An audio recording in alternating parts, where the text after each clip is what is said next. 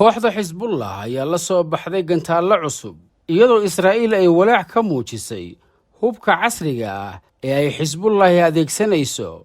khasaarihii ugu weynaa ayaa Israa'iil soo gaaray hal goob kaliya ayay ku dhinteen 8 ka mid ah ciidamada Israa'iil halka dhaawacu uu ka badan yahay 10 sida uu qoray wargeyska Haaretz ee ka soo baxa Israa'iil. ururka Xisbullah ayaa markii ugu horeysay soo bandhigay hubka ay u isticmaalayaan weerarada Israa'iil. Xisbullah ayaana usbuucan adeegsaday diyaaradaha jiilka saddexaad markii ugu horeysay sida uu sheegay Machadka Washington Institute for Policy. Xisbullah ayaa gantaalo aan horey loo arag iyo xeelado cusub u adeegsanaysa Israa'iil, waxayna 70 gantaal ku garaaceen saldhigyo ay Israa'iil lahayd, waxaana halkaas ciidamada Israa'iil ka soo gaaray khasaaro dhimasho iyo dhaawac isugu jira. Xisbullah ayaa weerar ku qaaday goob ciidan oo ku taalla waqooyiga Israa'iil iyadoo adeegsatay diyaarad aan duuliyo lahayn oo riday 2 gantaal, taasoo keentay inay ku dhintaan 8 askari halka ay ku dhaawacmeen 10 ka mid ah askarta Israa'iil oo xaaladooda caafimaad laga dayrinayo.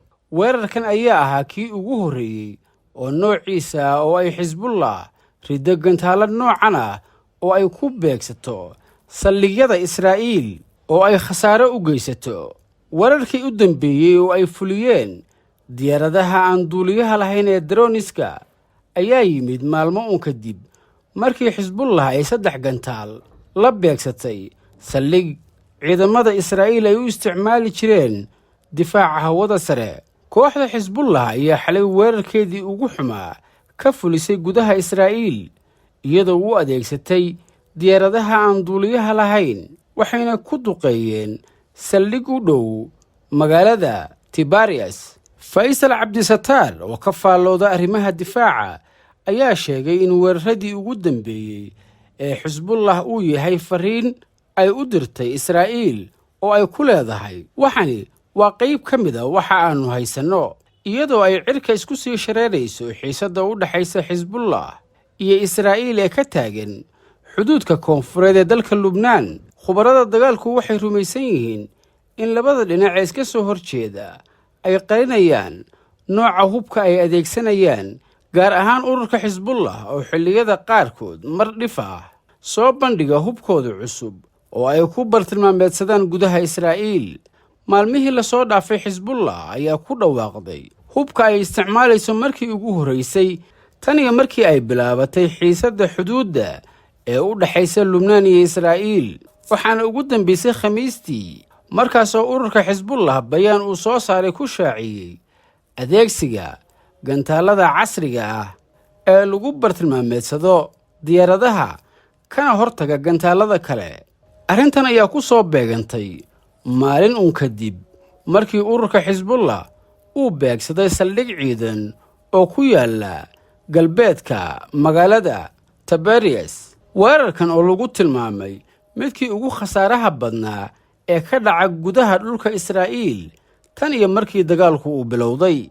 isticmaalka gantaalada S5 ee Xisbullah iyo horumarinta uu ururka Xisbullah ku sameeyey hubka uu adeegsado ayaa walwal badan ku abuuray Israa'iil. wargeyska The Times ee ka soo baxay Israa'iil ayaa sheegay inay tahay markii ugu horeysay oo Xisbullah adeegsado diyaarad aan duuliyo lahayn oo ku hubaysan gantaalo khasaare geystay, halka markii hore ay ka isticmaali jireen walxaha qarxa. khabiirka military ee la yiraahdo General Hisham Jabir ayaa sheegay gantaalada cusub ee Xisbullah adeegsanayso ay gaaraan bartilmaameedka saxda ah ee loogu talagalay marka loo eego bambooyinka laga soo tuuro diyaaradaha aan duuliyaha lahayn. barta uu ururka Xisbullah ku leeyahay Telegramka ayaa waxaa la soo dhigay sawirka nooca gantaalada Ruushka ee la yiraahdo S5, kaasoo dhererkiisu uu yahay 1.4 mitir, miisaankiisuna uu gaaro 4 kilogram, isla markaana gaari kara 4 kilomitir ilaa 90 kilomitir. awoodda ciidan ee Xisbullah waxay ka markhaati kacday horumarka badan ee ururkaasi dhowrkii sano ee la soo dhaafay uu sameynayay, iyagoo usbuucan isticmaalay hub casri oo aan laga filanayn. jenaraal hishaam jaabir ayaa ku macneeyey arrintan in xisbullah ay weli qarinayaan nooca hubka ay haystaan, islamarkaana ay si tartiiba u soo bandhigayaan hubkooda casriga. wuxuuna intaas ku daray in xisbullah ay 2 jeer adeegsatay gantaalada difaaca cirka. 13 May TV-ga Almayaadiin ee dalka Lubnaan ayaa sheegay in xisbullah ay markii ugu horreysay shaaca ka qaaday adeegsiga gantaalada cusub ee culus oo lagu magacaabo jihaad muqniya. waxayna sidoo kale tilmaameen inay adeegsadeen diyaarad cusub oo aan duuliyo lahayn oo lagu magacaabo shahaab, oo ay ku beegsadeen nidaamka difaaca cirka ee Israa'iil ee loo yaqaano Iron Dome. dhinaca kalena warbixin uu soo saaray macadka Washington Institute for Policy ayaa lagu sheegay in ururka xisbullah ay adeegsadeen diyaaradahooda jiilka 3aad markii ugu horreysay. waxayna warbixintu intaa ku dartay in kooxdu ay adeegsatay nooc aad u horumarsan oo ah diyaaradaha aan duuliyaha lahayn ee abaabiil oo awood u leh inay aqoonsadaan bartilmaameedyada gaarka ah.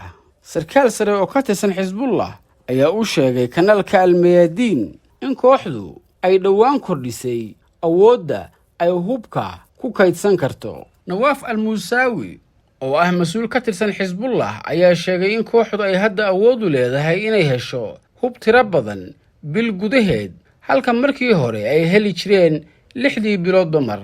al-Muusaawi wuxuu tilmaamay in xisbullah ay hadda haysato hub cusub oo ay u adeegsato Israa'iil oo ay ku jiraan gantaalo si sax ah u gaaraya goobaha lagu rido, isla markaana loo adeegsan karo badda iyo dhulkaba.